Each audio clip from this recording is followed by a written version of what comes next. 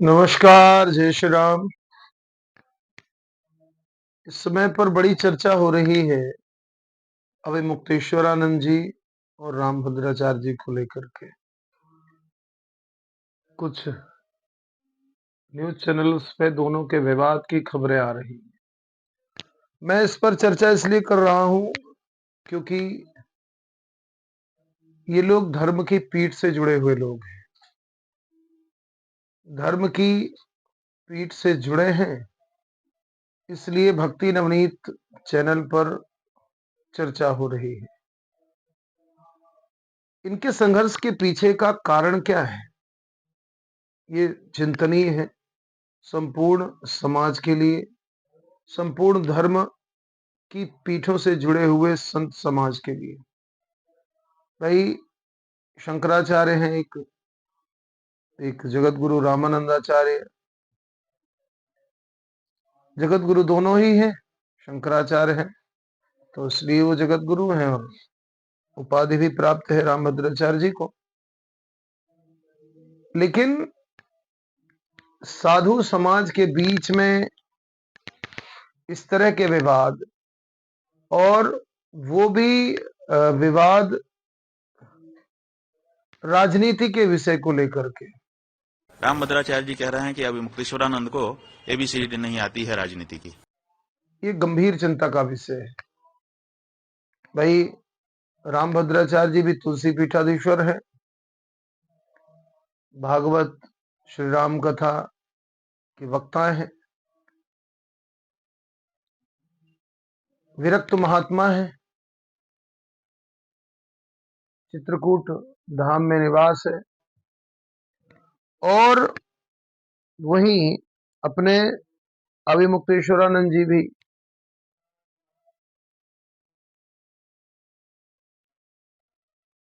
शंकराचार्य की उपाधि पर, शंकराचार्य की पीठ पर अभिषिक्त हैं।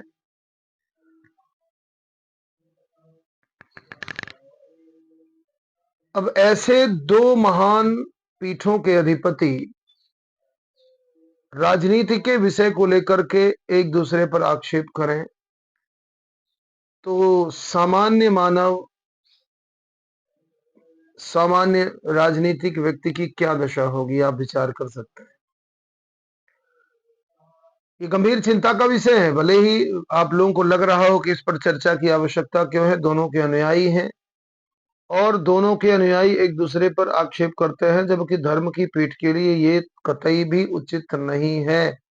ये विधर्मियों के लिए पर्याप्त आधार है उंगलियां उठाने के लिए। जो बौद्ध मतावलंबी हैं, जो बौद्ध धर्म का आश्रय लेते हैं, और उनका ध्यान केवल बौद्ध भी नहीं है, वो बस एक नाम के बौद्ध है।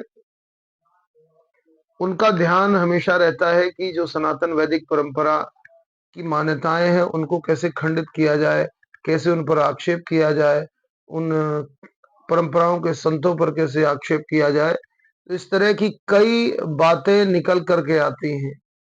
अब दोनों का जो विवाद है वो बल देता है इस बात को कि लोग इस पर विश्लेषण करें, इस घटना को क्रिटिसाइज करें। इसके लिए दोष उनका नहीं है, दोष हमारे धर्म के पीठ पर बैठे आचार्यों का है। दोनों लोग राजनीति से जुड़े हुए लोग हैं। भले ही ये कहें कि हमारा कोई संबंध नहीं है, पर भली भांति सारे अब समाज को मालूम हो चुका है, चाहे वो अवमुक्तेश्वरानंद जी हो, शंकराचार्य जी, चाहे वो रामभद्राचार्य जी हो, और दोनों की राजनीतिक विचारधारा एक विशेष अंग को लेकर के है। राजनीति के एक अंग के समर्थक हैं। एक ने एक धुरी पकड़ के रखी है, दूसरे ने दूसरी धुरी पकड़ के रखी है। अब जब इस तरह से धुरी पकड़ के रखी तो जाहिर सी बात है कि विरोध के स्वर उठेंगे ही उठेंगे। अब ये कहना कि एक दूसरे को राजनीति की एबीसीडी नहीं आती, ये क्या बात है।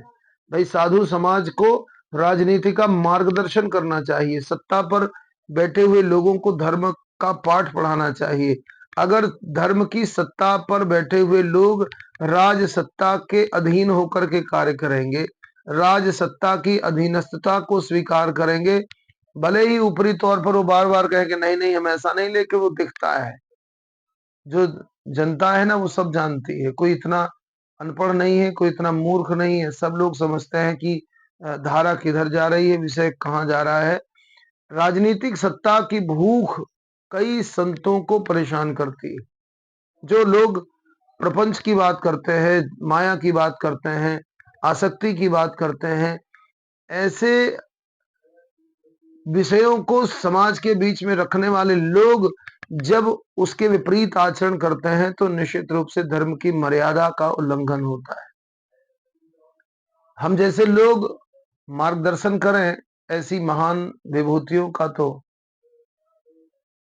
ये तो बहुत ही हास्यास्पद बात होगी, इसलिए ऐसा कोई प्रयास नहीं है। लेकिन समाज का एक व्यक्ति होने के नाते धर्म की जो पीठ है उस पीठ के मार्गदर्शन में ही तो हम लोग भी चलते हैं। सामाजिक मैं चूंकि एक सामाजिक कार्यकर्ता भी हूं और अभी हम जहां हैं वो आश्रम में ही हैं, भागवत जी चल रही हैं और अपने कक्ष में ये जमीन के नीचे आश्रम में एक व्यवस्था बनी हुई है, उसी कक्ष में है हम।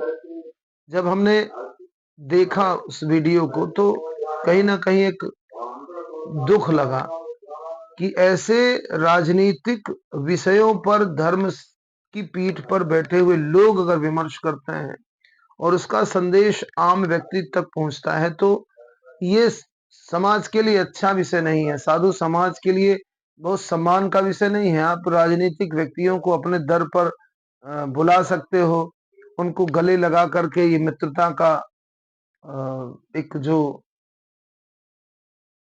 मानदंड है, मित्रता की जो गाथा है वो गा सकते हैं। सब लोग सबके साथ में होता है, सबने देखा है। इन वीडियोस के माध्यम से ऐसा कोई नहीं है जो देखता ना हो, क्योंकि सारी चीजें मीडिया पर आती हैं तो सब लोग इसको देखते हैं। तो ये चीजें ठीक है, इसमें कोई गलत नहीं है। भाई राजनीति से जुड़े हुए लोग भी तो इंसान ही हैं, समाज के अंग ही हैं और वो धर्म की पीठ पर जाकर के अगर सर नवाएं तो ये उचित ही है। लेकिन धर्म की सत्ता से जुड़े हुए लोग जब इस तरह का महिमा मंडन करें, और महिमा मंडन तो ठीक है करें, पर अपने अपने राजनीतिक विचारधारा का पोषण करने वाले लोगों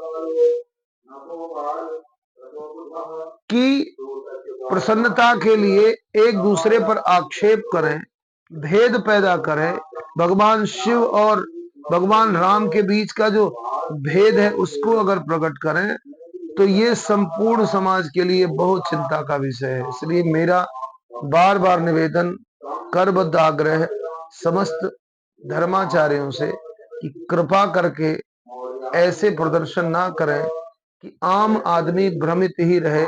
और वो धर्म वैसे भी जो धर्म की परिभाषा वर्तमान में चल रही है, लोग भ्रमित ही है, कोई समझ नहीं पा रहे। कोई अवतार बन के सामने आ रहा है, कोई अपनी बात को श्रेष्ठ बता रहा है, कोई अपनी बात को श्रेष्ठ बता रहा है। ऐसी परिस्थिति में धर्म की मर्यादा का ह्रास तो हो ही रहा है और ऊपर से जब ऐसे संत लोग एक दूसरे पर आक्षेप करते हैं तो बड़ी विडंबना की स्थिति हो जाती है। इसलिए आप सबसे निवेदन कि सब लोग मिलकर के धर्म का स्वरूप क्या हो इस पर चिंतन करें, शास्त्र सम्मत चिंतन करें, अपना मनमानी चिंतन नहीं करें। और प्राय आजकल हम देखते हैं कि हम क्या सारा संसार देख ही रहा है कि धर्म का चिंतन बिल्कुल नहीं है, सब मनमाना आचरण में लगे हुए हैं, सब मनमाना व्यवहार कर रहे हैं। और इस मनमानेपन का असर यह है कि समाज पर इसका गलत असर हो रहा है। तो इसलिए अब अपनी बात को यहीं पर विराम देता हूं और आशा है कि सब लोग धर्मानुकूल आचरण करेंगे। जय श्री राम, जय गौ माता, जय भारत माता।